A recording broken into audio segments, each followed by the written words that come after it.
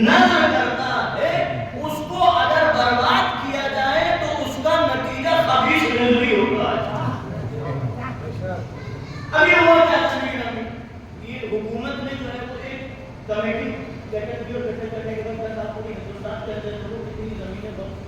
دائرے میں آتی اور دیکھو ان سے کتنا انکم جنریٹ ہو رہی ہے.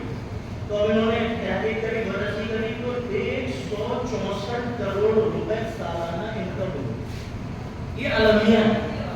افسوس ہے کہ یہ جو جتنے بھی اوقاف کی زمینیں ہیں یہ ان میں شاید ہی چند % ایسی ہے جو صحیح ہاتھوں میں, ورنہ اکثر غلط ہاتھوں میں.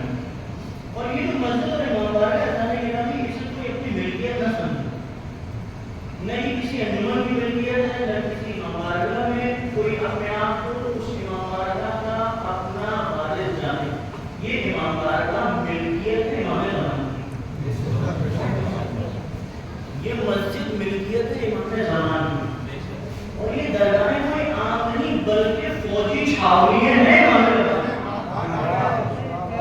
یہ فوجی چھاؤنیاں ہیں امام زمان. مجھے نہیں پتا آپ ایسے یہاں دیکھتے لوگوں کو اس بات کا علم ہوگا, جانتے ہیں کہ جب میں یہاں لوگوں کے اور بازار میں جب امریکن فوجی عراق کی سرزمین کو انہوں نے اپنے اندر میں لیا صدام کے بعد, تو بغداد سے امام جمعہ کو امریکنس نے جو ہے وہ ہائی جیک کیا اور لے جانے کے بعد ان سے انٹروگیٹ کیا. ان سے پوچھا یہ بتاؤ کہ جب تمہارا آخری امام کعبے میں ظہور کرے گا اور ہمیں وہ پتا ہے کہ وہ حکومت عراق سے کرے گا, کبھی ہم نے اس چیز کی طرف سوچا بات غور کیجیے کہ ہم کہاں ہیں اور ہمارے دشمن کہاں ہیں.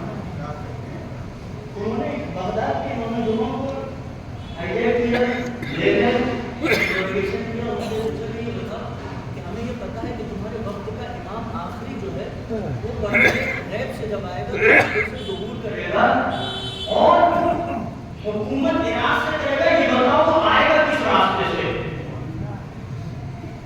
وہ کس راستے سے آئے گا.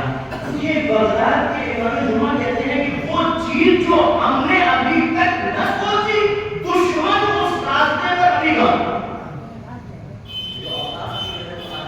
مسائل کو رشتہ پیش آئے ہیں تو انہوں نے کہا 164 کروڑ جناب کتنے 164 کروڑ روپے سرکاری ریٹس بھی لگائیں تو سالانہ انکم وقت بورڈ کی زمینوں سے جو جنریٹ کی جا سکتی ہے وہ حد اقل 2000 کروڑ روپے ہے.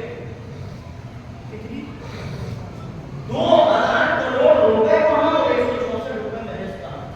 آج جو دشمن ہمارے قدموں کو چھاٹنے کی پر لگا ہوا ہے اور اس کے ہاتھ ہمارے گریبان کر رہے ہیں, اس کی وجہ سے یہ نااہلی ہے, یہ نادرکی ہے جو ہمارے یہاں پہ بعض حضرات آج بھی کرتے ہوئے چلے آتے ہیں. لہٰذا اگر چیز غلط ہاتھوں میں چلی جائے تو بھی کیا ہو جاتی ہے, برباد ہو جاتی ہے, بیکار ہو جاتی ہے. لہٰذا اس